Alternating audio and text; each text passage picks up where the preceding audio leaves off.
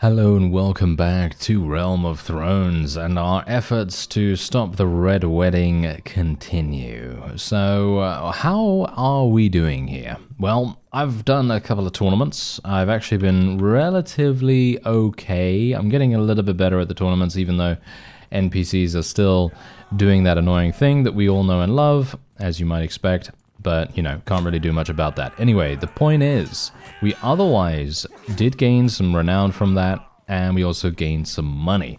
And the main thing that I'm thinking of right now, the main thing that I'm attempting to do as much as I possibly can, is basically just survive. That's pretty much all I need to do.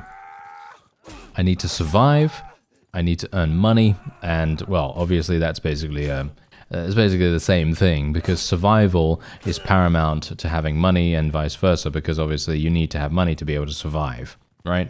So basically that's what I'm attempting to do. Every single time I can, I'm picking up a quest that gives me good cash. Like, for example, I just did the Poacher's quest for the third time or something like that, and that's very lucrative indeed, because what it's going to do is it's going to give you leather, it's going to give you a number of other potential trade goods, maybe sometimes, and apart from that, obviously the completion of the quest itself is going to give you a pretty sizable amount. It's going to give you about, I don't know, 1,200 or something like that, just for the completion. And then obviously on top of that, you do have some people to take prisoner and all that wonderful stuff. So that's obviously good. And basically, I've just been attempting to try and stay afloat, because as I was talking about in the previous episode, we do have to struggle against the attrition of daily wages. And, you know, how annoying that is, because let's face it, it is pretty annoying. And we are having to deal with that, because obviously every single day they're going to take some wages from us, and at the moment they're taking around 400 to 500 wages from me. And I'm going to say we're not going to fight any any duels here. Thank you very much. I'm just going to try and do as much damage as I can to some of these guys, because leveling up my one-handed skill is actually very, very important for us, because I am inevitably going to have to do some kind of duel thing later on down the line. I have no idea when that's actually going to happen, by the way, because it is close to day 160, if you can believe that. Day 160, yeah, pretty weird, actually, to consider that.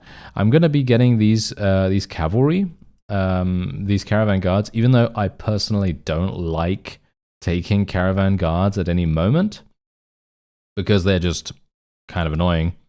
They don't really have hugely good stats or anything like that. And this sword is insane, as you can see right there. Technically, if we had 0 trade penalty, I would be able to sell this for 12,000. But obviously, that's not the case. So we're gonna, you know, sell it for quite a lot less. But as you can see, it actually has a pretty. You know what? I'm actually thinking of using this thing. I'm actually thinking of using it, but I probably shouldn't. All things considered. Alright, well, anyway, whatever the case, I'm just going to be looting absolutely every single thing. This is also a reason why you want to try to do these bandit hideouts, even if I didn't have this quest, by the way, because I was obviously doing this quest to help this village with brigands. And, I mean, no offense here, but obviously these brigands, they pale in comparison. This task pales in comparison to pretty much every other task that you can do in regards to a hideout and in regards to caravans and all that wonderful stuff. So it really makes no sense whatsoever to do that in comparison to doing something that actually provides you with a much greater benefit. So if you have nothing else, then that's the only thing you can do. You can literally just go hunt down some people, and that's it. This guy is a medicine companion. I'm probably going to try to recruit him if I can. I seem to remember... Whoa, he's only 483? Are you serious? I actually thought he was going to be extremely expensive, but apparently not. Okay, that's great. I was really expecting him to be an utter... I don't know... insane amount of cash to spend on this guy, but no, apparently not. So I'm very, very pleased about this. And I'm also pleased because... Oh yeah, by the way, I've also been doing a little bit of... should we say kitting out of my other loadout here. So I'm basically trying to get some things that are going to provide us with some benefits whenever we enter a civilian setting, because according to people, I am going to be heading into some kind of some kind of thing where I need to defend myself quite dramatically. Now, here's the thing. I am actually unsure what to use here. I personally think that the Masterwork Short Sword is going to be more useful than the Knightly Arming Sword, even though it has a greater length. And it depends what you're going to be doing, and it depends how you're going to be attacked, and it depends, where you're fighting. Because if we're fighting in very close quarters, it's going to make so much more sense to use the short sword. But if we have a little bit of space, and we can actually create spacing ourselves with our opponent, or opponents, I actually don't know, I think there are multiple opponents, then it would probably be a good idea for us to have the Knightly Arming Sword. But I'm going to stick with the short sword because I want to sell this as it is, and it's going to give me 5,800. And this is actually what's quite funny, because obviously, here's the thing, every single time we need to, earn cash, or try to earn cash at the very least, we always have to think about how it's going to be in a couple of, like a week or something like that. Just imagine a week goes by in the game, and you just lost 2,100 because I'm spending. Well, actually, maybe it's a little bit more than that. I thought I actually had a daily wage of 300 for some reason. How does that actually work? Because look at this. I had a daily gold change of 367. And then all of a sudden I had a daily gold change of 483. That makes no sense because I didn't change anything. None of my people leveled up or anything like that. That's kind of weird. Anyway, what I was trying to say before we were rudely interrupted by our wonderful, wonderful wages here is the fact that in general, if you don't do anything, if you have minimal income in any way, and I'm talking about no caravan. I mean, talking of the caravan, the caravan's actually doing an insane amount of payoff right here. They're doing some really, really good work, and there is actually a tournament here, so I'll probably do that as well. But basically, what I've just come to tell you is that we are I'm pretty ready. I'm pretty ready to go in to the battle. Whichever one it might be, to stop the Red Wedding from happening. I'm pretty ready to do that, and I think that all that I need to do is wait for the day that arrives. But I thought I'd just provide you with a small, shall we say, a status update, so that you can kind of get a good idea as to what my characters are looking like. I should probably show you my stats actually, because I'm not looking particularly good, let's just say that. I don't have particularly high skills or anything like that, but my gear is pretty decent. And we are actually getting heavy Warlord Pauldrons for this, which is actually pretty good. I don't think that's too bad indeed. We are gonna, I mean, I still have no legs, by the way, but that's just how it is. Anyway, we're just gonna obviously do this. Try to take this guy down. He's obviously going to be very annoying, but hopefully he will die. There we go. Nice. I'm actually kind of surprised we took him down so easily there, but okay. And we now have... What is this guy? Why does he have such good-looking armor? What's going on with him? Anyway, there we go. All right, well, we're done here. And wait a minute. Is that one of the enemies that we're going to have to fight? I actually don't know. Anyway, we'll see. We'll see. Hello, Wayne. It is not Wayne's world today, thank you very much. Oh, there we go. He's lowering his guard rather nicely here. It's actually quite funny. I find that when enemies have shields, they're actually a lot easier to deal with than if they have no shield. And it's kind of weird because, I mean, sometimes obviously that's not the case. But from what I have seen in the last couple of tournaments that I've been in, most enemies have, it seems like an overconfidence or a sort of like an overcompensation. Whenever they don't have a shield, they're basically just going to block every single thing. And I know that sounds counterintuitive because obviously, let's face it, if you have a shield, you can almost certainly assume that they're probably going to be playing quite defensively. But for some reason, the AI doesn't seem to really take that into account, or it doesn't seem to really... it doesn't seem to affect them as much as if they didn't have a shield, you know what I mean? So, I don't know, it's kind of... Oh. Well, that's kind of weird. I guess, you know, that's exactly what I'm talking about, though. Come on, can you kill this guy, actually? It would be super nice if he could, if these fellas could actually kill this guy. Oh, are you serious? Daffin, what are you doing? What are you doing, sir? What are you doing? Look at him. Look at him. Why is he doing this? Why is he being such an imbecile? What do you bet he's gonna die? What do you bet he's gonna die from this guy?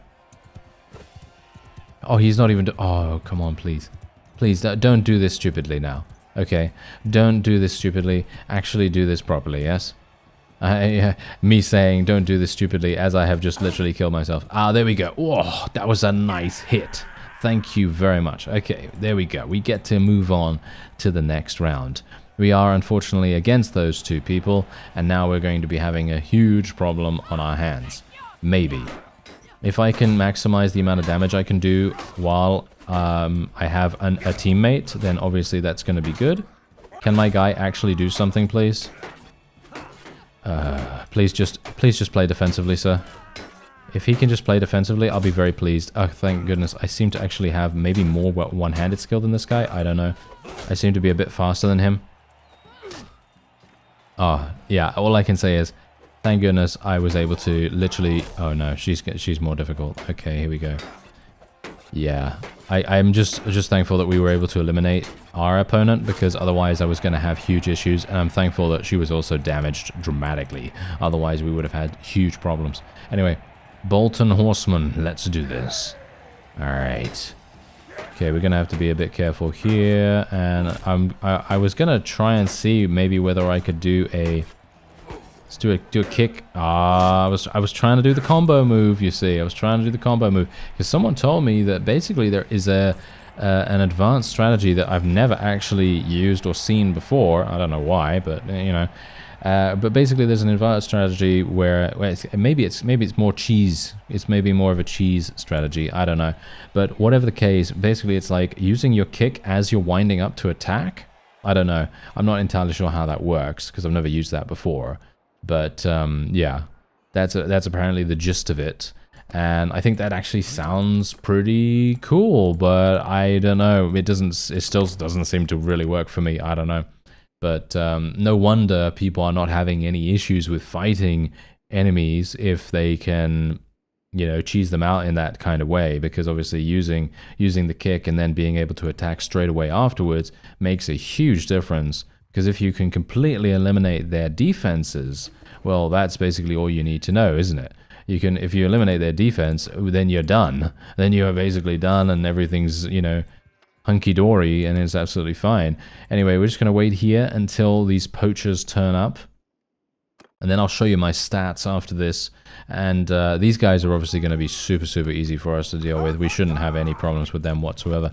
And I'm going to try to level up my throwing weapon skill, because that's what I tend to do in these poacher quests. It's actually quite funny because in my time playing off screen, I haven't even played that much off screen, but I've tried to be as efficient as possible with my time. In other words, if I, you know, see a quest and it's like a poacher quest or something like that, I'm going to try to very efficiently complete it and then move on to the next one, you know? And that's the thing. Every single time I've kind of just gone into a situation and now settled into kind of these habits of doing certain things, you know. So for example, when I go into the poacher quest, I like to level up my thrown weapons, and then I like to switch to my one-handed and attempt to get a couple of kills. But obviously the main problem with doing that is that you don't really get a huge amount of experience, because I mean, you can see here I got like what 3 or 4 one-handed weapon proficiency, which is obviously fine, but for me personally I would prefer much more than that. But you know, it doesn't really matter. Anyway, as you can see, you gain a huge amount of leather here from the poacher quest, and you also get 1300, like I was talking about earlier in the episode. And it's pretty nice, in my opinion. I think it's pretty nice. And let's actually just see here. Needs help with brigands. Yeah, I'm not going to do that. Yeah, so obviously there's a bunch of quests where you have to help out brigands and things like that. And usually I would recommend doing those if you have very little money. If you have very little money, then go for it. But if you are like me and you're doing all right, you know, you're doing all right, then it's probably not the best idea. You know, you probably just want to you probably just want to spend your time doing something else, because I personally think that it is not that not that much of a payoff, you know, in comparison to doing something else. Like, for example, like what I did just there, just fighting those robber knights, it does slightly increase my mercenary contract, but obviously, as you know, if you've seen the previous episodes, the amount of money that the North is actually providing us as a mercenary is extremely little in comparison to what you might expect to normally gain from a mercenary contract, which is, I actually found that quite disappointing, you know, I found that quite disappointing. Anyway, there we go, we were able to sell our prisoners there. I'm just going to sell all of this stuff. I'm actually just going to do this, because we got some new pauldrons, as you can see. And let's actually see here, anything else new that we have here? Nope. Do we have anything else here? No, and nothing here. Okay, so we're just going to sell all of that. And then, because obviously Barroton has really, really good marketplace for leather, because I don't know whether you noticed that, but there was a trade rumor that said that they had some really, really good marketplace for this. And there you go, boom, look at that, 5,100. And we're now making even more cash just from that. And I can even sell my hardwood as well if we want to. So there you go, sell that for 6,400. Now we have 30,000 gold. And so if you take a look and see exactly how much we're losing every single day, because let's face it, obviously our party expenses are going to fluctuate up and down all the time because of our caravans expenses and because of our mercenary contract and all that stuff. Now, you know, obviously because they're fluctuating, it's probably going to go between 300 and maybe 600 in the red, but obviously we do have those moments sometimes, not all the time, when our caravan actually does pay off and gives us some decent profit. So in those moments, we're obviously going to be getting profit.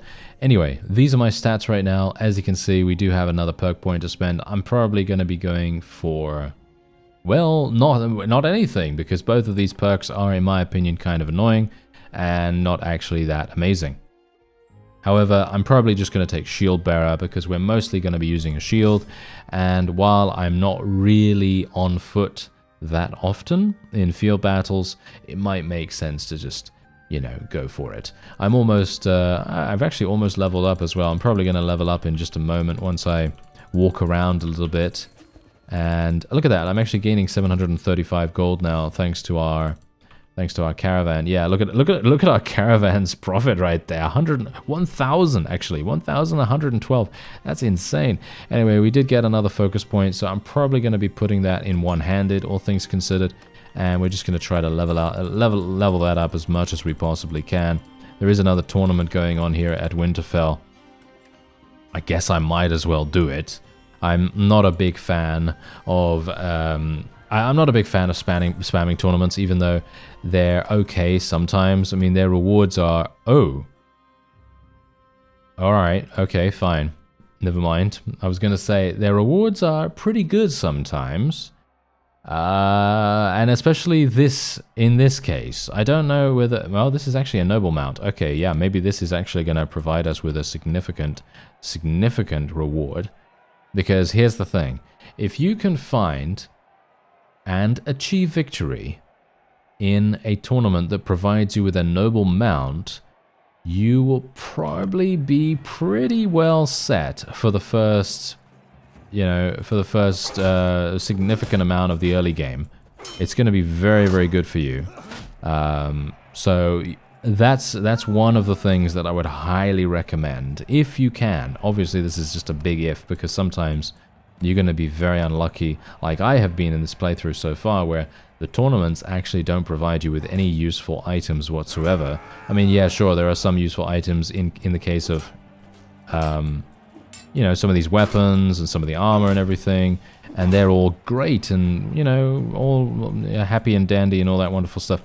But they don't really provide me with a significant amount of a cash injection, which is obviously the main concern of anyone starting off in the game. You know, you want to try to get as much cash as possible, as fast as possible, so that you can start to get your economy rolling. Because obviously, from my perspective, that means getting a bunch of caravans if you can, because obviously for me, I usually like to go for heavy amounts of caravans, but unfortunately for me right now, I don't really have a culture that is conducive to that, so it's very expensive. And if I lose my caravan, which is what I've actually done multiple times now, I've actually lost my caravan quite a few times in this playthrough, it's pretty sad, because it means that, you know, you've just spent 15,000 and it basically doesn't give you anything, you know? It does a little bit, you know, it gives you a little bit of profit to begin with, but then you just see them get attacked by some bandits, and then they're dead. And then they're not doing anything, and then they get taken prisoner, and then you have to pay for them to escape or whatever. And in this case, as you can quite clearly see, this is an amazing horse. It literally sells for 9,700. For me personally, I'm probably going to be using this horse because it is just so much better than what I currently have, and I already have a pretty decent amount of cash. So it's not really necessary for me to you know, it's not really necessary for me to sell this, but I'd highly recommend, if you are just beginning in the game, this may look like a really, really good horse, and it is. It's a great horse, don't get me wrong. But when you've just begun in the game, and let's just say that you're, I don't know, let's say you're level 2 or level 3 or 4 or 5, whatever, and you have very little cash, let's say you have 1,000 cash or something like that, and this is going to give you 10,000. That's a significant amount that's going to give you a lot of potential for upgrades, a lot of potential for troops and equipment, betting in tournaments, and food and trading and all kinds of cool stuff, right? And in exchange, you just have to give up one horse. In my opinion, that is a far and away much better trade than if you were to use the horse. And most of the time, if you are a new character, you're probably not even going to have 80 riding anyway. So it's just going to be sitting there in your inventory, not really doing anything. And so it's probably a good idea to just get rid of it and make use of the cash in a decent-ish way. Anyway, so basically this episode was pretty much just to kind of show you what I've been up to, how my character's doing. And yeah, obviously, as to also mention that in general, I actually don't know when the Red Wedding happens. I thought that I would probably have the notification by now, because basically what happens is, from what I can tell at least, because I haven't gone through this before, by the way, I don't know what's going to happen. All I know is from what people have told me. And basically what happens is, it tells you that one of the Starks, Rob, I think it is, Rob is going over to some place, and we need to go there, and we need to, you know, intercept what's actually happening. And yeah, that's basically the whole deal. Okay, so wait a minute. There is actually, wait a minute. There's a quest here. Oh, hello. What is this? It's been a What is this? As you know, the wars this realm has fought have been very costly. The great lords in particular are hard put to raise the armies that are key to this land's defense. Some of us have proposed increasing the hearth taxes paid by the peasantry.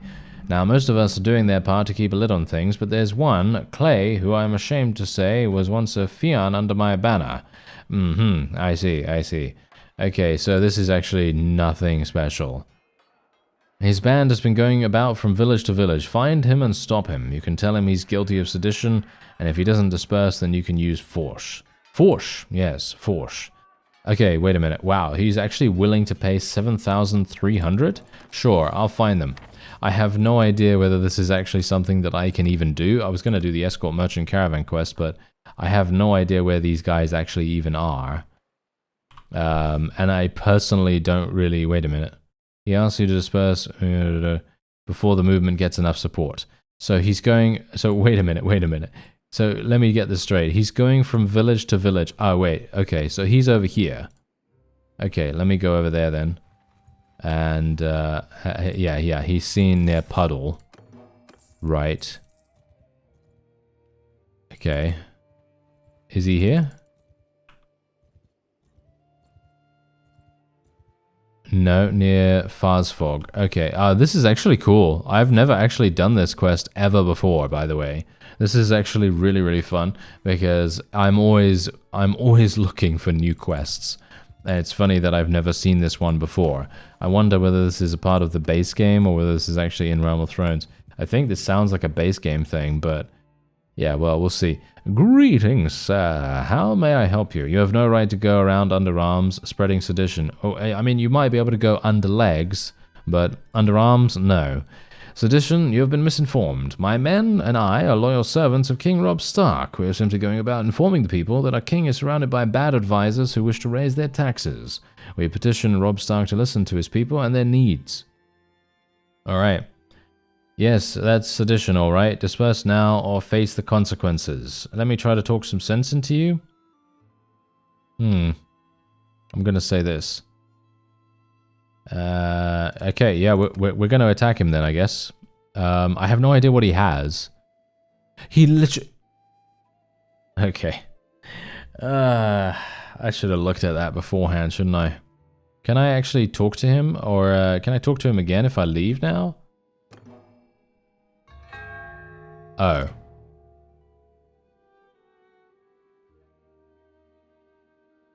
I didn't think that would automatically fail the quest. How is that realistic? Can I just ask? How is that realistic? That's actually annoyed me now. Oh well, never mind. Okay. Yeah, that's actually annoyed me because I thought to myself, okay, so I can just leave and then he's still going to be on the map and then he's just going to give me the opportunity to, you know, speak to him again, or it will just force me into a battle with him. And I was perfectly happy to do that, but I didn't really want to if I could avoid it. You see what I mean? So I was kind of thinking, well, maybe I'll try one of the other options instead. But obviously, yeah. I'm sorry. I don't know why that always happens to me, but yeah, I don't know why it also just completely disappears. I think that is a pretty stupid design decision. I don't understand why that would just go away. You know, realistically, these enemies would still be here, right? This party would still be here right in front of us. It makes no sense that they would just immediately disappear. Just because the quest failed. You know what I mean? Like, oh, that's such a gamified thing. Oh, I hate that. Oh well, whatever the case, that's going to be it for this episode. I'm going to wait for a little bit of time off screen. I'm obviously going to continue doing things. Like, for example, I'm going to continue, you know, doing the quests that I need to do to progress my character. I'm going to do the Escort Merchant Caravan quest. Going to try to use my one-handed sword on horseback, try to get to around 100 in one-handed weapon proficiency. Obviously, now that we have 5 in focus points in that, it's obviously going to be a little bit more efficient. But yeah, anyway, I thank you very much for watching, and I'll see you next time.